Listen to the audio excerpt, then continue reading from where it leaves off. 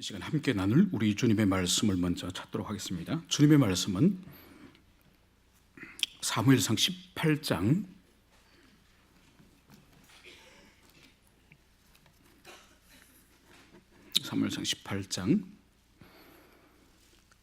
6절에서 12절의 말씀을 우리가 같이 함께 찾아서 봉독하도록 하겠습니다. 18장 6절에서 12절의 말씀입니다. 자, 우리 함께 6절에서 12절의 말씀을 같이 읽습니다. 시작. 무리가 돌아올 때 곧 다윗이 블레셋 사람을 죽이고 돌아올 때에 여인들이 이스라엘 모든 성읍에서 나와서 노래하며 춤추며 수고와 경세를 가지고 왕 사울을 환영하는데 여인들이 뛰놀며 노래하여 이르되 사울이 죽인 자는 천천히요 다윗은 만만이로다 한지라. 사울이 그 말에 불쾌하여 심히 노하여 이르되 다윗에게는 만만을 돌리고 내게는 천천만 돌리니 그가 더 얻을 것이 나라 말고 무엇이냐 하고 그날 후로 사울이 다윗을 주목하였더라. 그 이튿날 하나님께서 부리시는 악령이 사울에게 힘있게 내림에 그가 집 안에서 정신없이 떠들어대므로 다윗이 평일과 같이 손으로 수금을 타는데 그때에 사울의 손에 창이 있는지라.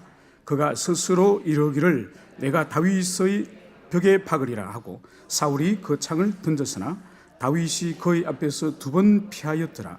여호와께서 사울을 떠나 다윗과 함께 계심으로 사울이 그를 두려워한지라. 아멘.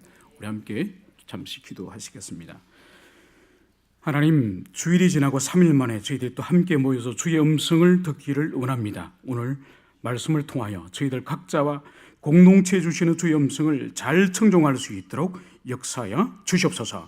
특별히 먼 곳 영국과 화란에서 집회와 사역 가운데 계시는 목사님 위에 하나님께서 동행하여 주시옵소서. 감사드리며 거룩하신 예수님 이름으로 기도합니다. 아멘. 네, 28장은 제가 지난번 새벽 기도를 17장 마지막 말미까지 설교를 했습니다. 이어서 18장을 오늘 같이 나눠보도록 하겠습니다. 여러분, 지난주 수요일 날 투표 잘 하셨습니까? 여러분이 투표하신 분이 혹시 당선이 되셨나요? 네, 당선되신 분도 계실 테고 또 안 되신 분도 계시겠죠. 사실은 지난 4월 13일은 총선에 가렸지만은 그날은 사실 특별한 날입니다. 무슨 날인지 아십니까 혹시? 총선일 말고? 네, 상해 임시정부가 수립된 날이 4월 13일입니다. 우리 헌법 전문에는 우리 대한민국은 상해 임시정부의 법통을 성기한 나라라고 분명히 명기되어 있습니다. 그래도 우리는 상해 임시정부에 대해서 별로 관심이 없죠. 사실 그 당시는 상해에만 임시정부가 있는 것이 아니라 임시정부가 러시아 블라디보스톡에 노령 임시정부가 있었고 미국에도 한성 임시정부가 있었습니다. 이 세 임시정부를 나중에 통합하여서 상해에서 단독으로 임시정부가 이제 세워지게 된 거죠. 그 초대 대통령이 누구였죠? 누구였습니까? 이승만 대통령이 초대 대통령이었습니다. 그래서 19년부터 25년까지 초대 대통령을 역임을 하게 되는 것입니다. 제가 왜 이 말씀을 드리는가 하니까 바로 이분에 대한 평가가 오늘날도 양극단을 흐르고 있습니다. 어떤 분은 이분을 국부라고 그렇게까지 부르는 사람이 있습니다. 그런 어떤 분들은 명백한 독재자다, 이렇게 양극단의 평가를 하고 있는 것이죠. 좀 더 객관적인 역사적 평가를 하려면 세월이 좀 더 흘러야 됩니다. 시간이 좀 더 흘러야 되고 감정을 가진 사람들이 좀 없어져야 객관적으로 그분에 대한 평가가 이루어지지 않을까 생각을 합니다. 그러나 분명하게 이분에 대한 분명한 사실은 몇 가지를 짚을 수가 있습니다. 첫 번째로는 이분이 일찍이 과거를 포기하고 배제학당에서 선교사들에게 배웁니다. 그러면서 서구의 그 자유와 평등과 민권 사상에 대해서 깊이 영향을 받고 이 사람이 이 나라의 다음 체계는 왕이 다스린 나라가 아니라 백성이 국민이 주인이 되는 이런 민주주의 국가 정체가 세워져야 된다, 이렇게 주장을 하는 거죠. 결국은 그 일로 이승만 대통령은 사형수가 됩니다. 역모 혐의로 사형수가 되는 거죠. 그래서 그 역모 혐의로 사형수가 되어서 한성 감옥에 갇히게 됩니다. 그런데 그곳은 하나님을 만난 자리였어요. 이승만 대통령에게 있어서 한성 감옥은 그리스도를 깊이 만나서 그의 생애를 하나님께 드리기로 서원한 그러한 장소라고 할 수 있죠. 그때가 바로 이승만 대통령이 24살 1899년입니다. 그때 그가 기록한 청일전기라고, 청나라와 일본의 전쟁이 조선 땅에서 일어났던 그것을 나름대로 평가하는 걸 볼 때에 벌써 1899년도에 그의 저작에 보면은 국제 정세를 정확히 판단하고 어떻게 조선을 계몽해야 될지 교육과 언론과 민회를 통하여 할 것인지를 정확히 이승만 대통령은 벌써 지금부터 120년 가까운 전에 정확히 통찰을 하고 있다는 거죠. 그래서 그에게는 한성 감옥은 그가 생애적으로 주님을 만나고 생애적으로 자신을 주님과 또 나라에 헌신하는 계기가 되었다. 그리고 두 번째로 우리가 또 거부할 수 없는 또 팩트는 바로 뭔가 하니까 1919년과 1948년도 이 양해의 임시정부와 또 대한민국 건국정부의 초대 대통령이 됐다는 것은 역사적인 팩트입니다. 그러나 안타깝게 또 한 가지 더 사건이 있죠. 바로 1960년 3월 10일 부정선거가 일어나게 되고, 그리고 어제 4월 19일이죠. 4월 19일 날 드디어 그 부정선거가 빌미가 되어서 이제 4.19 혁명이 일어나게 됩니다. 혁명이 일어나서 일주일 후 4월 26일 날 드디어 대통령이 사야하고 하와이로 망명을 떠나게 되는 것이죠. 그러니까 24살 때 그의 꿈을 세우고 주님과 조국을 위해서 자신을 던지겠다고 헌신했던 그 헌신이 바로 60년 후 84살 때 그의 정치적인 생명이 끝나고 부패와 무능한 대통령으로 끝나는 것을 볼 수가 있습니다. 바로 사물이 변질되듯이 인간의 정신과 인간의 사상 또한 변질되기 얼마나 쉬운지 그것을 보여주고 있는 것이죠. 여러분, 성경 속에는 수많은 사람들이 역사 속에 등장을 하고 또 이 역사의 무대에서 사라져가는 이야기들이 성경 가운데 참으로 많은 사람들이 그렇게 성경 가운데 등장을 합니다. 이 성경 가운데에서는 사람들 한 4부류 정도의 사람으로 저는 나누어 보고 싶습니다. 그 뭔가 아닌가? 일관되게 하나님 앞에 선한 삶을 사는 사람들의 부류들이 있습니다. 어떤 사람이 있습니까? 여러분들이 말할 수 있는 분들? 네?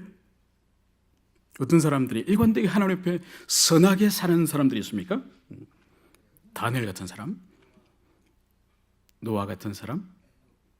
네, 요셉, 여호수아, 사무엘, 일관되게 주님 앞에, 물론 인간적인 흠들이 조금씩 있긴 하지만은 바르게 살아가는 사람입니다. 또 일관되게 하나님 앞에 악한 삶을 살아간 사람이 있습니다. 일관되게. 어떤 사람이 있을까요? 일관되게 므낫세가죠. 아주 악한 왕이었죠. 또 이세벨과 아합이라고 하는 이 환상적인 커플, 그죠? 이 환상적인 부부, 악의 화신으로 태어난 이 커플. 네. 자, 처음에는 그렇게 주님 보시기에 훌륭하지 않았지만 점점점 나아져가는 그런 인물들이 성경 가운데 있습니다. 어떤 사람이 있을까요? 점점 더 거룩해져가는 그런 인물들이 있습니다. 예컨대 그 모세 같은 사람, 혈기 충만하고 사람을 쳐 죽일 정도의 그런 혈기를 가지고 있었지만은 그 인생의 말년에는 세상에 어떤 사람보다 온유함이 성하였더라, 하나님 그렇게 평가를 하죠. 또 어떤 사람이 있습니까? 야곱 같은 사람이죠. 야곱 같은 사람 얼마나 야비하고 얼마나 이기적이고 자기밖에 모르는 그런 사람이었지만은 나중에는 태제국 이집트의 바로에게도 축도해주고 자기 인생이 참 험악하였다고 그렇게 고백할 수 있는 그런 사람인 거죠. 그런데 여러분, 성경 가운데에 처음에는 주님 앞에 참 귀한 사람이었지만은 갈수록 악화되고 추루한 사람들 또한 성경 가운데 있습니다. 어떤 사람이 있습니까? 네, 솔로몬 왕 같은, 그죠? 처음에는 귀하게 참 지혜를 얻고 주님 앞에 서임을 받았지만은 또 히스기야 왕 같이, 그죠? 히스기야 왕도 마찬가지죠. 그리고 기도원 같은 사람, 그렇게 주님 앞에 민족을 구하는 귀한 그런 사람으로 서임을 한때는 받았지만은 은퇴할 때에 지나친 물질을 백성들이 얻어갑니다. 많은 금원을 얻어가는 거죠. 그걸 가지고 우상을 만들지 않습니까? 그죠? 그래서 민족을 우상 숭배로 빠뜨리는 원인을 제공한 사람이 또한 우리가 잘 아는 삼백용사 기드온이라 할 수 있는 거죠. 또 우리가 다루는 이 사울 왕 또한 마찬가지입니다.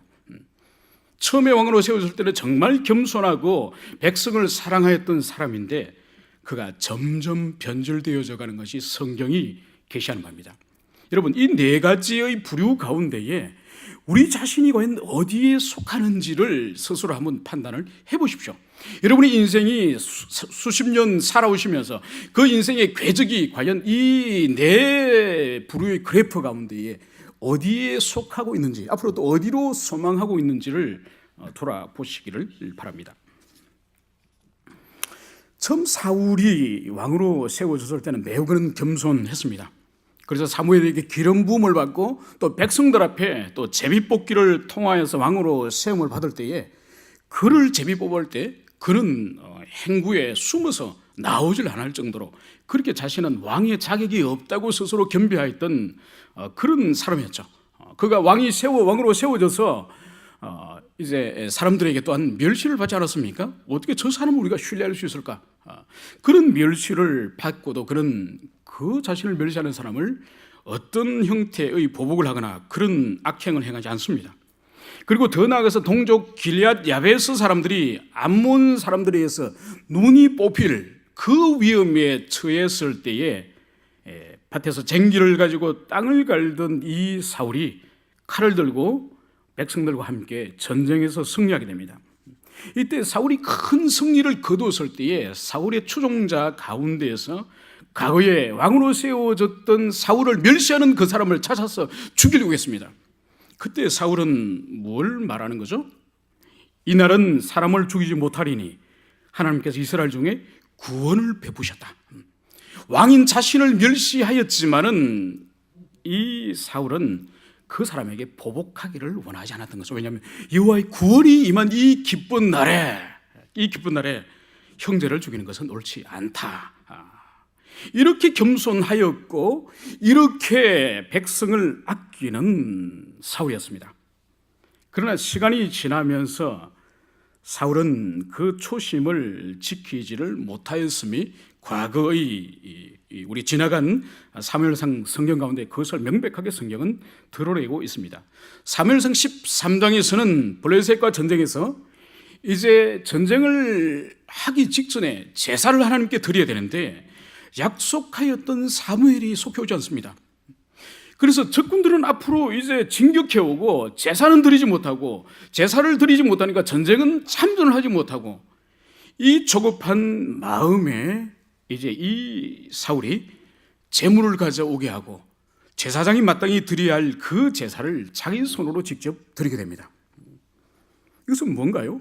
주님이 분명히 왕직과 제사장직과 선지자직에 대하여서 분명히 주님께서 정하신 규범이 있는 거죠. 그것을 이 사울은 무시하였습니다. 자신의 필요에 따라서 자신이 전쟁에서 승리하는데 이 하나님의 제사가 필요하니까 하나님의 도움을 받고 사니까 이런 큰 잘못을 범한 거죠.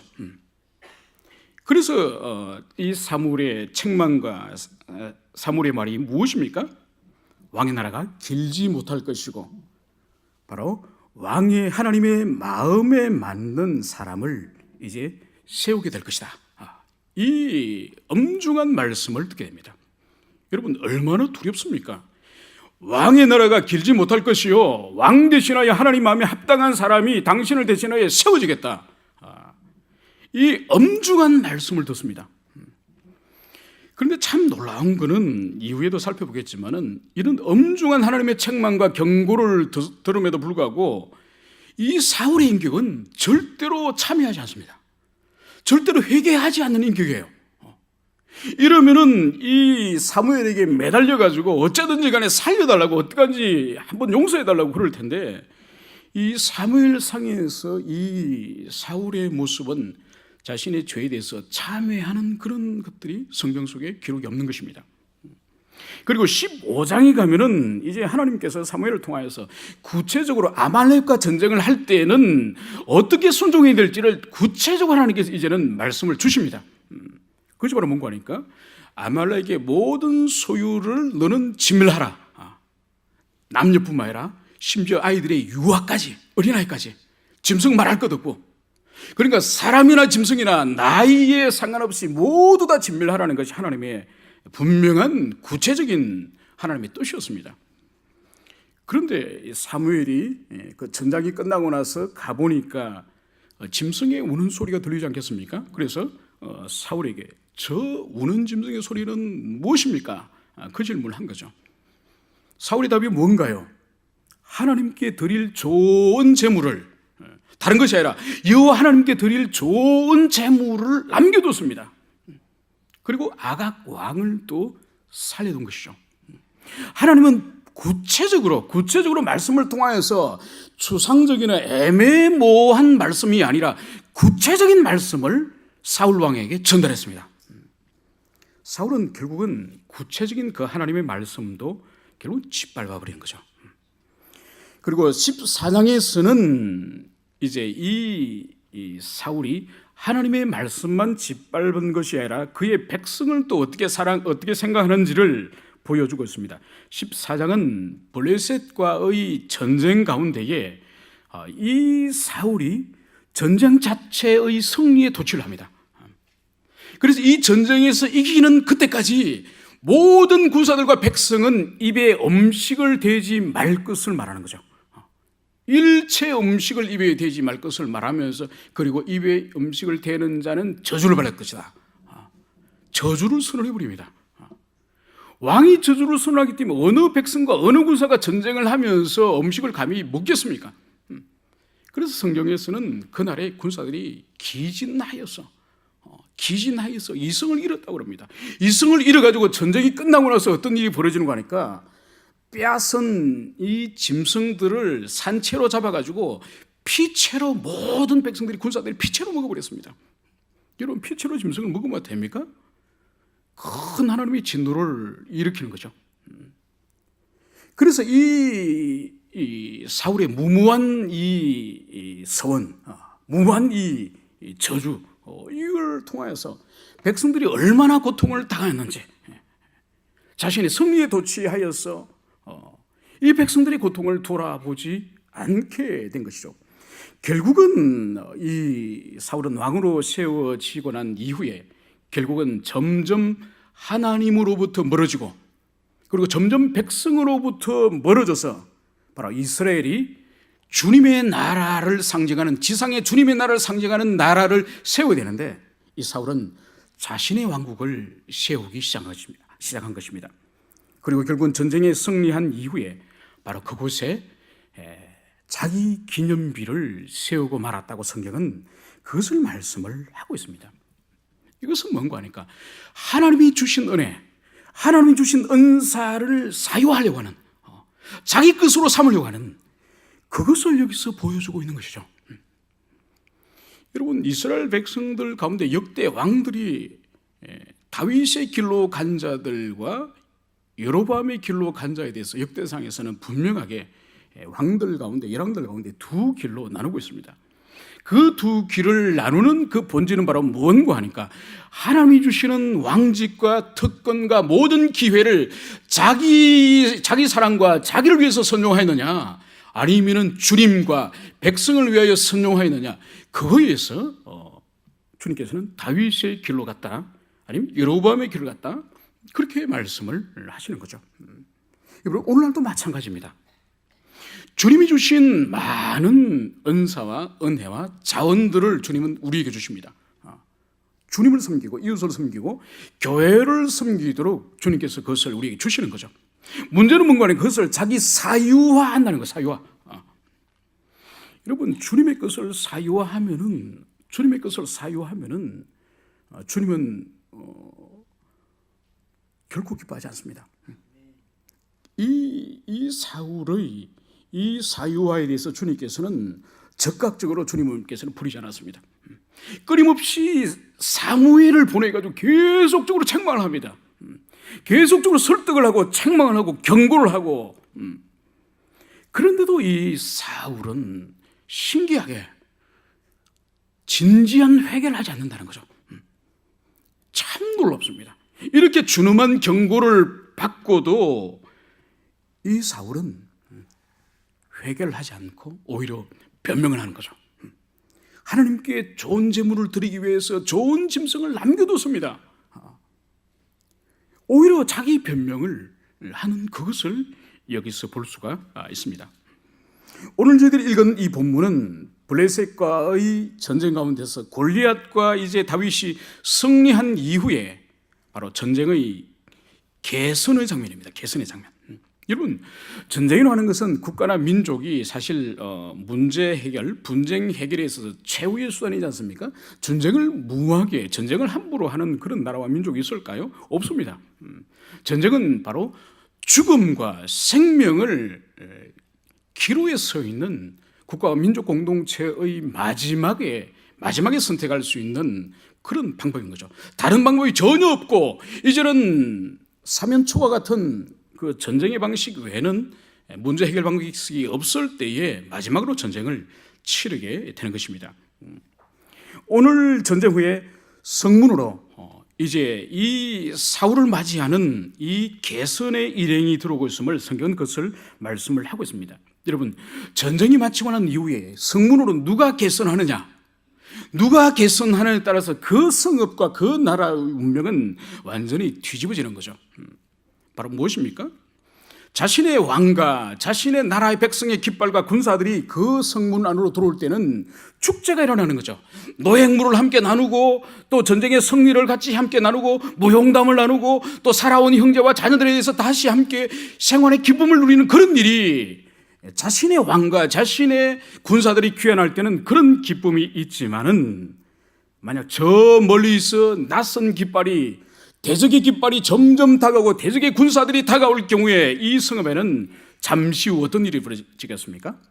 약탈과 방화와 살인과 파괴와 유린과 모든 인간이 저지를 수 있는 죄와 악이 이 도성 안에서 피비린내 나게 일어나게 되는 것입니다. 그러므로 이 개선에 있어서 사울이 군사들과 함께 들어온다는 이것은 이스라엘의 모든 여인들과 아낙네들에게 있어서는 자신의 남편이요 자녀들의 생활을 알리고 있는 이런 기쁜 소식이기 때문에 오늘 성경은 바로 여인들이 각 성읍에서 나와서 노래하며 춤추며 소고와 경세를 가지고 사울 왕을 환영하였다. 성경은 그렇게 말씀을 하고 있는 것입니다. 만약 그들이 골리앗에게 져서 만약 패하게 됐다고 한다면 어떻게 되었겠습니까? 이 개선은 블레셋의 군대의 개선이 됐겠죠. 그리고 이 성 안에 있는 모든 백성들은 블레셋의 노예가 되었겠죠. 그런 하나님의 은혜로 이 사울과 함께 자신의 이 군사들이 들어왔음을, 그것을 성경은 여기서 보여주고 있습니다. 문제는 오늘 7절에서 이 여인들이 뛰놀며 노래하면서 여기서 이 노래가 문제가 되었습니다. 바로 노래가 뭐죠? 사울이 죽인 자는 천천히요, 다윗은 만만이로다. 사울은 천천히고 다윗은 만만이다. 이 노래가 이제는 앞으로 큰 문제를 가져온 그런 노래가 되고 마는 것입니다. 여러분, 여기서 우리 성경에서는 천천만만이라고 이렇게 되었지만은 히브리어에서는 이것이 그냥 천천만만이 아니라 수천수만이라는 그런 뜻입니다. 이것은 단순히 천이라는 것은 10배가 만이라고 하는 물리적인 수량적인 의미를 여기서 만이라는 그런 의미가 아니에요. 단순히 10배의 뜻이라기보다는 그 이상의 상징적인 의미가 이 다윗에게 만만이 붙었다는 거예요. 이것은 바로 뭔가 하니까 이 그 만만이라고 할 때 이것 또한 숫자 수량적으로 만이라는 뜻도 있지만은 매우 탁월한 우두머린 그런 의미를 이 만이라고 하는 단어에는 함께 가지고 있습니다. 그러니까 이 노래를 듣는 순간 사울의 마음에는 자신과 비교할 수 없는 더 탁월한 존재, 더 뛰어난 존재에 대한 이 이스라엘의 여인들의 그 찬양을 이 사울은 직감했던 거죠. 그러면서 다윗의 탁월함에 대하여서 이 직감한 이 사울의 반응이 무엇인가요? 바로 사울의 반응에 대해서 8, 9절을 우리가 함께 읽어보도록 합시다. 사울의 그 내면에, 사울의 그 마음의 심령을, 마음의 상태를 정확하게 8, 9절에서는 묘사를 하고 있습니다. 우리 8, 9절을 같이 읽읍시다. 시작. 사울이 그 말에 불쾌하여 심히 노하여 이르되 다윗에게는 만만을 돌리고 내게는 천천만 돌리니 그가 더 얻을 것이 나라 말고 무엇이냐 하고 그날 후로 사울이 다윗을 주목하였더라. 아멘. 네, 오늘 보십시오. 이 백성들의, 여인들의 이 노래에 대해서 이 사울의 반응은 오늘 성경은 불쾌하여 심히 노하였더라고 말씀하고 있어요. 불쾌하여 심히 노하였더라. 이 불쾌하다는 이 뜻을 우리 성경은 볼 때는 뭐 마음이 좀 상한, 기분 나쁜, 불쾌한 뭐 그렇게 해석을 할 수 있지만은 이 히브리어로 이 불쾌하다는 건 매우 심각한 단어입니다. 괴로움 속에서 마음이 엇깨어져 버릴 것 같은, 그러니까 매우 고통스러워서 마음이 엇깨어져 버릴 것 같은 그런 상태에 지금 사울이 있다는 그것을 말하고 있는 것입니다. 여러분, 아까도 말씀드렸다시피 이 사울의 마음에는 이전에 사물의 경고가 있습니다. 바로 왕의 나라는 앞으로 길지 못할 것이고 하나님 마음에 합한 사람을 세워서 이 백성들을 맡길 거라고 하는 이 사무엘의 준엄한 경고가 바로 이 사울이 알고 있는 것이죠. 그러니까 이 말에 대해서 늘 그의 마음과 그의 심령 가운데 무거운 부담으로, 두려움으로 있지 않겠습니까? 바로 그 두려움이 오늘 여인들의 노래를 통하여서 현실화되었음을 오늘 성경은 그것을 보여주고 있습니다. 그래서 그의 마음이 바로 괴로움 속에서 마음이 깨어지는 그런 심령의 상태가 되었다고 그것을 여기서 보여주고 있는 거죠. 그래서 그의 이 내면의 이 말을 오늘 8절에서는 이어서 말씀을 하고 있습니다. 그가 더 얻을 것이 나라 말고 무엇이 있는가? 이제 명예를 얻었으니, 사울은 천천히고 자신은 다윗은 만만이라고 하는 이 명예를 이제 얻었으니 그 다음 얻을 것은 나라밖에, 나라의 왕이 되는 그밖에 무엇이 있겠느냐? 이런 마음의 두려움과 함께 이런 의심을 이 사울은 하게 된 것입니다. 여러분, 이 마음의 상태는, 이 불안의 이 상태는 반드시 오래가지 않습니다. 물론 사람에 따라서 다르겠죠. 그것을 끝끝내 마음을 다스려서 신앙으로 회복하는 사람이 있는가 하면은 오늘 이 사울은 바로 이 마음을 다스리지 못했던 것 같습니다. 그래서 9절에서는 그날 이후로 다윗을 주목하였더라. 이때 주목하였더라는 이 단어 또한 마찬가지예요. 하나하나 세심하게 감시하다.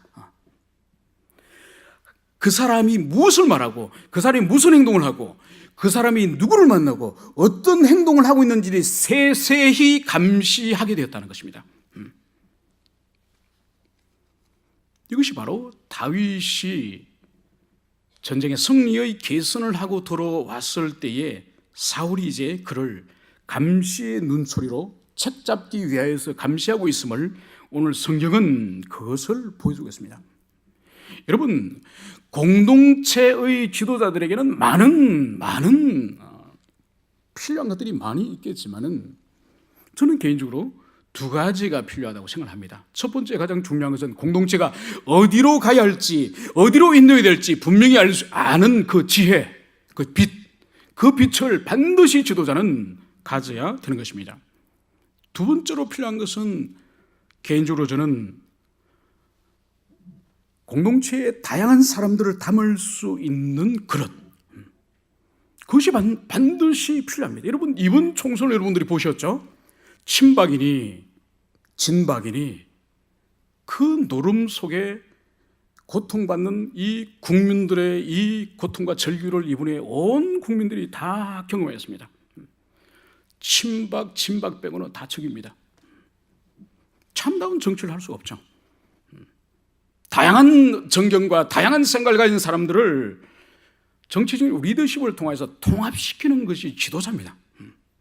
진박과 친박만 가리고 다 버리는 것이 아니라 정치적 리더십은 다양한 생각을 가진 사람들을 결국은 자신이 인도하려고 하는 그 지혜의 빛으로 설득하고 데려가는 그것이 바로 지도자에게 주어진 필요한 최고의 덕목이라 할 수 있는 것이죠.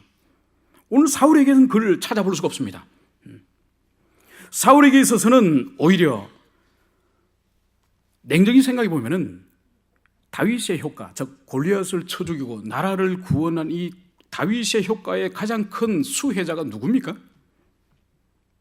다윗의 수혜자는 바로 사울 자신입니다. 만약 그 전쟁에서 지게 되면은 최고의 먼저 죽임을 당하고 최고 큰 고통을 당하고 피해를 당할 사람은 왕 자신부터 시작되죠. 그리고 민족 전체가 노예가 되겠죠. 그래서 왕직을 보존하게 해준 그 은혜를 신세를 진 그 사람이 바로 다윗인 거죠. 그런데 이 냉정히 생각해 보지 못한 이 사울은 결국은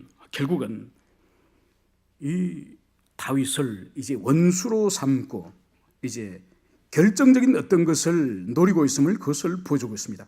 바로 그것이 뭔가요? 그 이튿날이라고 그 성경은 바로 이어서 말씀을 하고 있습니다. 바로 그 사울이 가지고 있던 그 분노, 그 내면의 시기와 질투, 이것이 바로 이어서 오늘 10절에서 그 이튿날 하나님께서 부리시는 악령이 사울에게 힘있게 내리매, 바로 그 시기와 질투가 오래 가지도 않고 그 다음날 바로 이 사울에게 하나님께서 부리시는 악령이 내렸다고 말씀을 하고 있는 거죠. 여러분, 이 부분은 우리가 잘 해석을 해야 됩니다. 하나님이 부리시는 악령이란 이 표현은 이 사무엘상에서 여기가 두 번째 나옵니다. 16장 14절에서 처음으로 하나님께서 부리시는 악령이라는 표현이 나와요. 이 한글 성경은 어떻게 보면 엄밀하게 볼 때는 이게 잘 번역이 된 것이 아닙니다. 마치 하나님께서 부리는 악령이란 이 말이, 한글 말이 가지고 있는 의미는 주님께서 능동적이고 적극적으로 어떤 악령을 시키고 사주하고 움직이는 그런 적극적 능동적으로 주님께서 악령을 사용하는 것처럼 그런 뉘앙스를 줍니다. 그런 뜻이 아닙니다.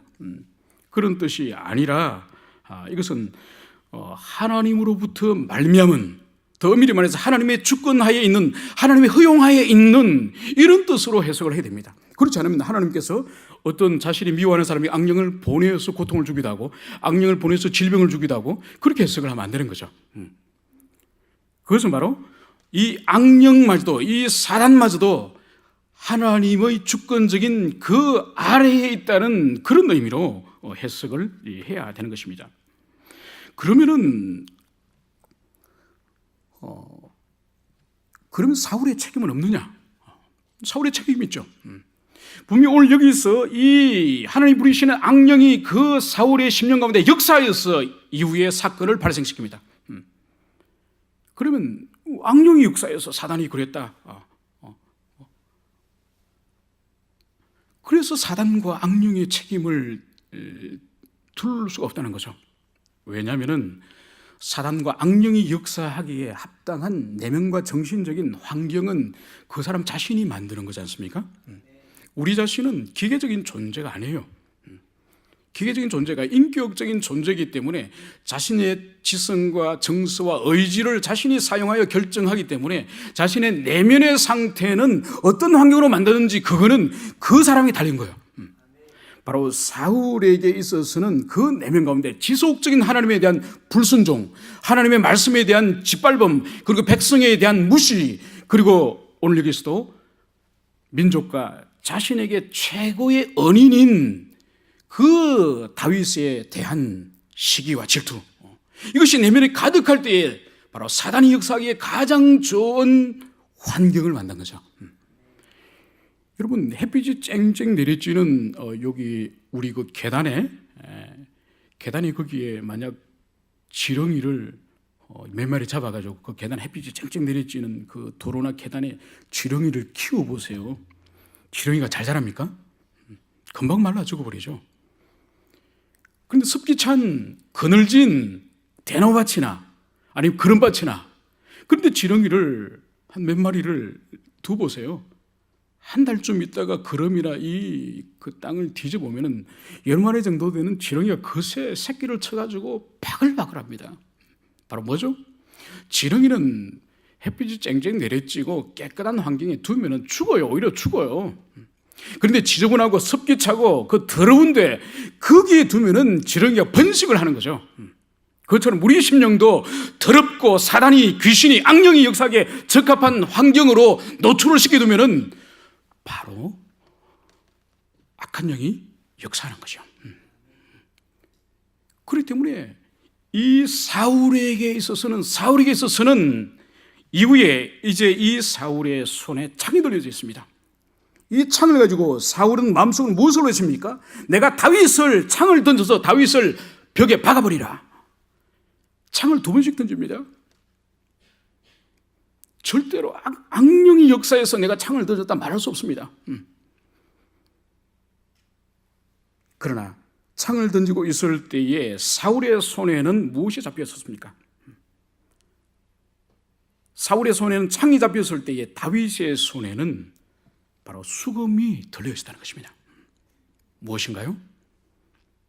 오늘 성경 본문에서 이 악령이 임했을 때에 사울은 정신없이 떠들어대는데, 개역 성경은 예전에 야료하였다고 번역을 하고 있습니다. 야료. 그러니까 악령이 임하니까 그의 지성과 내면과 정신이 혼란하여서 정신없는 말을 지금 쏟아내고 있는 거예요.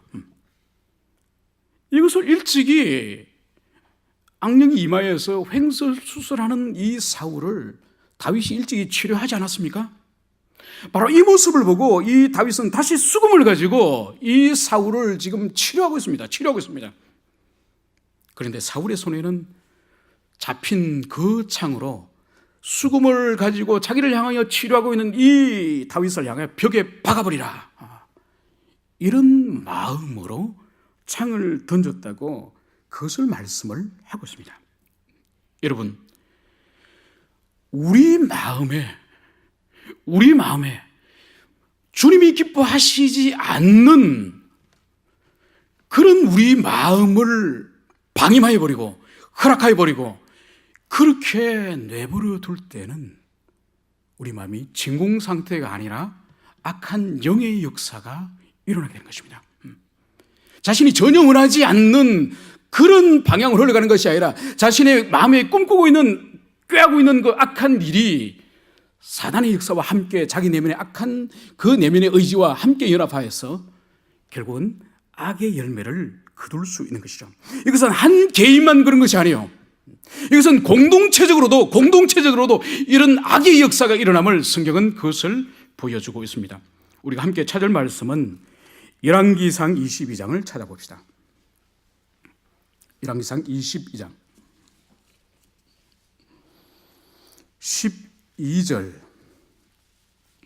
12절부터 23절까지 내용이 좀 깁니다만 하나님께서 한 개인의 심령 가운데에 악한 영의 역사가 일어날 뿐만 아니라 공동체에도 악한 역사가 일어나서 공동체가 미혹되는 그런 일이 있음을 오늘 함께 보도록 합시다. 12절부터 시작. 모든 선지자도 그와 같이 예언하여 이르기를 길앗 라모스로 올라가 승리를 얻으소서.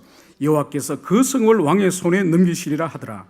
메가야를 부르러 간 사신이 일러 이르되 선지자들의 말이 하나같이 왕에게 길하게 하니 청하건대 당신의 말도 그들 중 한 사람의 말처럼 길하게 하소서. 미가야에게 이르되 여호와께서 살아계심을 두고 맹세하노니 여호와께서 내게 말씀하시는 것 곧 그것을 내가 말하리라 하고 이에 왕에게 이르니 왕이 그에게 이르되 미가야야 우리가 길랄 라모스로 올라가라 또는 말랴. 그가 왕께 이르되 올라가서 승리를 얻으소서. 왕이 그들에게 이르되 내가 몇 번이나 내게 맹세하여 내가 여호와의 이름으로 진실한 것으로만 내게 말하겠느냐. 그가 이르되 내가 보니 온 이스라엘이 목자 없는 양같이 산에서 흩어졌는데 여호와의 말씀이 이 무리에게 주인이 없으니 각각 편안히 자기의 집으로 돌아갈 것이라 하셨나이다. 이스라엘의 왕이 여호사밧 왕에게 이르되 저 사람이 나에 대해 길한 것을 예언하지 아니하고 흉한 것을 예언하겠다고 당신에게 말씀하지 아니하였나이까. 미가야가 이르되 그런즉 왕은 여호와의 말씀을 들으소서. 내가 보니 여호와께서 그의 보좌에 앉으셨고 하늘의 만군이 그의 좌우편에 모시고 서 있는데 여호와께서 말씀하시기를 누가 아합을 꾀어 그를 길랄 라못에 올라가서 죽게 할꼬 하시니 하나는 이렇게 하겠다 하고 또 하나는 저렇게 하겠다 하는데 한 영이 나와 여호와 앞에서 서서 말하되 내가 그를 꾀겠나이다. 여호와께서 그에게 이르시되 어떻게 하겠느냐 이르되 내가 나가서 거짓말하는 영이 되어 그의 모든 선지자들의 입에 있겠나이다 하고 여호와께서 이르시되 너는 꾀겠고 또 이루리라. 나가서 그리하라 하셨은즉 이제 여호와께서 거짓말하는 영을 왕의 이 모든 선지자 입에서 넣으셨고 또 여호와께서 왕에 대하여 화를 말씀하셨나이다. 아멘. 여러분, 악한 영의 역사가 개인의 심령이 주님이 기뻐하시는 악과 죄로 물들어 있을 때 개인의 심령에 역사할 수도 있지만은 오늘 이 이스라엘 백성들 가운데에 이 북이스라엘 이 국가와 민족을 대표하는 이 왕을 보좌하는 그러한 무리들 가운데에서도 오늘 악한 영의 역사가 일어남을 그것을 성경은 보여주고 있습니다. 그것은 바로 뭔가 하니까 이 아합 왕이 길레알 라못이라고 하는 자신의 부친이 가지고 있었던 그 성읍을 빼앗겼는데 찾지를 못했습니다. 그 성을 되찾으려고 이제 백성들에게 잃어버렸던 그 성을 우리가 찾아야 될 것이 아니냐, 왜 너희들은 가만히 있느냐 이렇게 종용을 하면서 이제 전쟁을 일으키려고 합니다. 전쟁을 일으키려고 할 때에 마침 이 아합 왕의 사돈이자 남유다의 왕이었던 여호사밧이 이 북쪽 사마리아에 와 있습니다. 그래서 전쟁을 일으키려고 하니까 이 여호사밧은 어떻게 이 국가적으로 큰 이 일을 하나님께 물어보지도 않고 전쟁을 함부로 일으키려고 하는가? 그러면서 여호와께 물어봅시다 이 질문을 하는 거죠. 그러자 이 이스라엘 왕 아합은 바로 자신의 측근에 있는 400명의 선지자를 데리고 옵니다. 아마 이 400명 선지자는 예전에 엘리야에게 죽임을 당했던 바알과 아세라의 선지자는 아닌 것 같습니다. 그러니까 하나님의 선지자긴 한데 바로 아합의 의용 선지자들, 아마 의용 선지자들 같습니다. 그래서 이 400명의 선지자들을 이 아합과 여호사밧이 보는 앞에서 예언을 시키는 거죠. 우리가 길레알 라못으로 가서 전쟁을 칠까 말까. 왕이 지금 무엇을 지금 주문하고 있는지 이 선지자들은 알고 있는 거죠. 그러니까 왕은 지금 그 땅을 얻고 싶고 다시 탈환하고 싶고 그 땅을 빼앗고 싶은 왕의 욕망을 이 선지자들이 알고 있기 때문에 이 선지자들의 400명의 답은 일색입니다. 하나입니다. 올라가서 취하소서 하나님께 주시리라.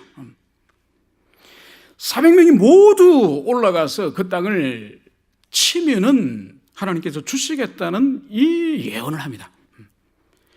바로 이것이 믿음직스럽지 못해서 여호사밧은 이 사람들 말고 다른 선지자는 없습니까? 하나님의 뜻을 물을 다른 선지자는 없습니까? 이 질문을 다시 하는 거죠. 그러자 이 아합은 이 여호사밧의 이 청에 이기지 못하여서 하나 있긴 있는데 미가야라고 하는 사람이 하나 있긴 한데 그건 항상 기분 나쁜 예언만 합니다. 항상 저한테 나쁜 흉한 예언만 합니다. 그러니까 그 사람을 데리고 오라는 거죠. 그런데 이 미가야를 향해서 데리러 간 이 관료가 이 신하가 미가에게 무엇을 말합니까? 다 정답을 주는 거죠. 이미 다른 모든 선지자는 왕에게 길한 예언을 하였습니다. 당신도 왕에게 길한 예언을 하십시오. 일종의 압력을 가하는 거죠. 그러나 미가야는 무엇을 말합니까? 바로 하나님께서 내게 말씀하신 그것만 내가 하겠다. 그것이 바로 하나님의 선지자다. 이 말씀을 여기서 미가야는 합니다. 그리고 이제 아합 왕에게 나간 이 미가야를 향해서 아합 왕이 우리가 길레알 라못으로 가서 전쟁을 치를까 말까 다시 물어보는 거죠. 이미 그 마음을 알고 있기 때문에 이 미가야는 올라가십시오. 주님께 주십니다. 그 말이 전혀 진정성을 없이 그냥 400명이 이미 결정하였고 당신이 그걸 원하고 싶으니 가십시오. 하나님 주실 겁니다. 이렇게 말하니까 이 아합 왕이 진지하게 진실만 말하라고 지금 이야기를 합니다. 그러자 이 미가야는 진정으로 하나님의 말씀을 이제 전하기 시작하는 것이죠. 그것이 바로 뭔가 하니까 온 이스라엘 목자 없는 양같이 흩어질 것이다. 이제 전쟁에 나갈 것이지만 목자 없는 양같이 다 군사들이 흩어질 것이다.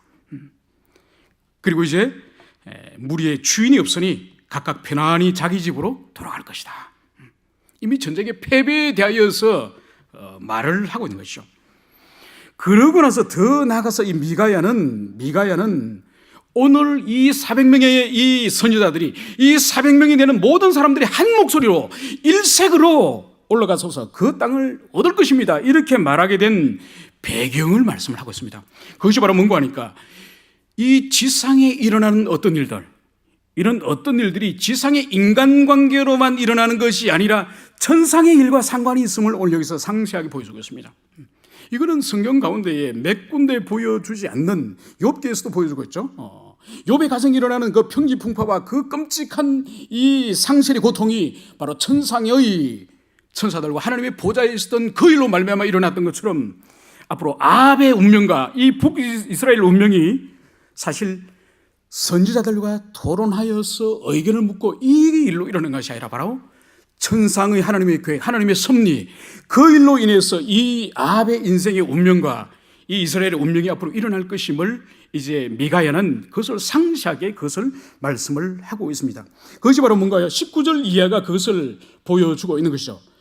바로 이 미가야가 하늘을 향하여 눈을 들어보니 여호와께서 그 보좌에 앉았고 또 주님의 보좌 좌우에 하나님의 천사들이 거기에 서 있음을 보여주겠습니다. 그러면서 하나님께서 지금까지 아합이 수없이 악의 화신으로 수없이 살인을 저지르고 전쟁을 저지르고 어인을 죽이는 수없는 이런 악행에 대해서 주님께서 오늘 천사들을 향해서 이렇게 이야기를 합니다. 누가 아합을 꿰어 그를 길앗 라못에 올라가서 죽게 할꼬. 하나님의 섭리와 하나님의 계획은 길앗 라못이라고 하는 장차 있을 이 전쟁터에서 이 아합 왕을 죽이는 것이 하나님의 계획입니다. 바로 이 하나님의 이 질문 앞에 여러 천사가 이렇게 그를 죽이겠다, 이렇게 죽이겠다, 많은 그런 방법을 내놓습니다. 그런데 오늘 21절에 한 영이 나와 이 앞에 말하되 내가 그를 꿰겠나이다. 바로 아합을 미혹하게 하겠다. 그를 속이고 미혹하여서 죽이겠다. 이 이야기를 하는 거죠. 그래서 어떻게 하겠느냐? 22절에서는 하나님께서 그럼 어떻게 하겠느냐? 바로 이 악한 영은 내가 나가서 거짓말하는 영이 되어 그의 모든 선지자들의 입에 있겠나이다. 바로 400명의 이 선지자들이 한 목소리로 한 명도 왕이야 나가시면 안 됩니다. 이렇게 말하는 사람이 한 명도 없이 모든 400명이 다 나가십시오. 이렇게 대답을 한 이 궁극적인 원인이 바로 뭔가 하니까 이 한 영이 400명의 선자 입에 모두 미혹의 그 말을 거짓말하는 영이 되어서 그 입술에 거짓말하는 영이 되어서 오늘 아방이 길앗 라못으로 우리가 가랴 말랴 이 400명 앞에서 그 질문을 했을 때에 그 사람들이 합창을 하였다고 이 지상에 있는 400명의 그 생각이 바로 천상의 하나님의 그 의사와 하나님의 그 섭리 가운데 일어남을 이것을 보여주겠습니다. 여러분, 이 400명과 이 아합에게는 왜 이런 일이 일어났을까요?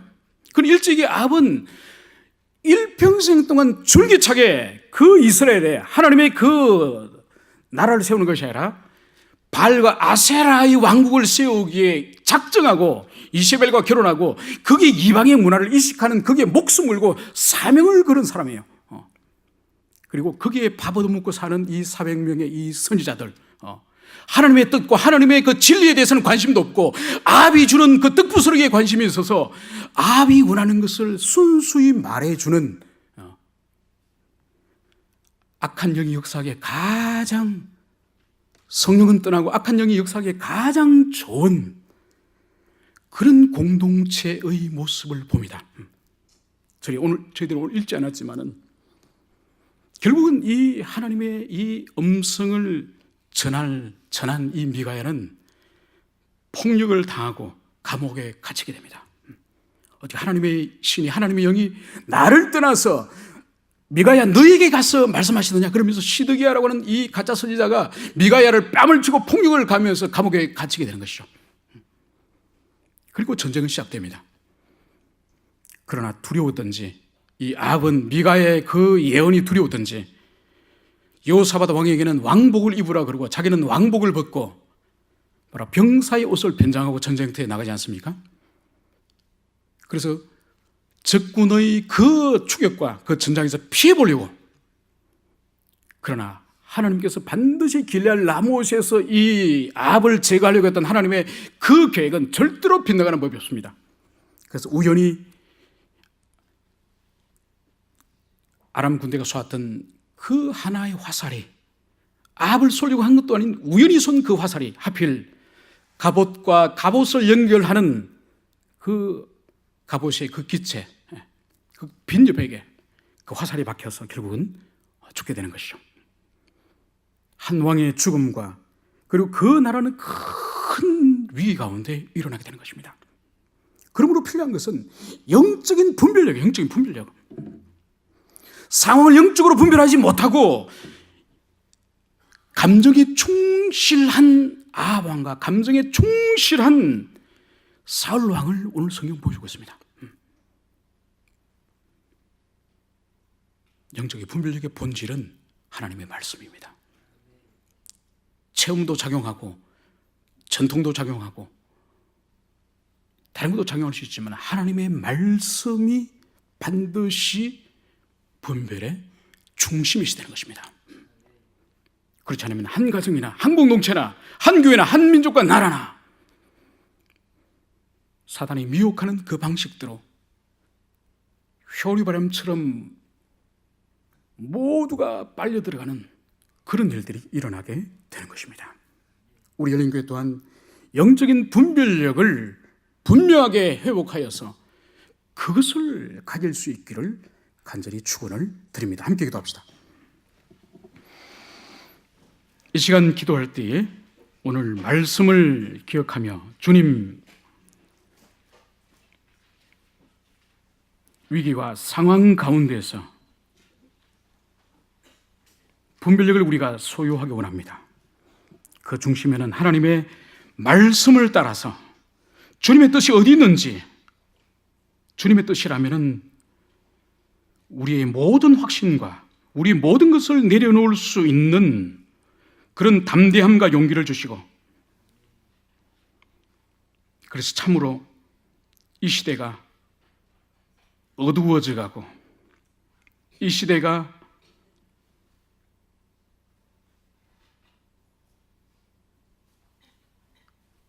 무지해져 가는 이 시대에 하나님, 우리 한 사람 한 사람을 불쌍히 여겨주셔서 우리가 휘말리지 않도록 분별하여서 판단하고 중심을 잡을 수 있도록 하나님, 우리 위에 함께 해달라고 합심으로 간절히 기도하겠습니다. 기도합시다. 하나님, 저희들이 오늘 이 사울 왕의 심령에 악한 영이 역사하여서 그의 인격과 그의 내면이 주님의 뜻 가운데 있지 못하고 주님께 세우신 그 자리를 지키지 못하고 오히려 가장 은혜를 끼쳤던 다윗을 향해 창을 던진 모습을 볼 수 있습니다. 하나님, 우리 모두는 이렇게 사울처럼 연약한 인생입니다. 사울처럼 허물이 많은 인생입니다.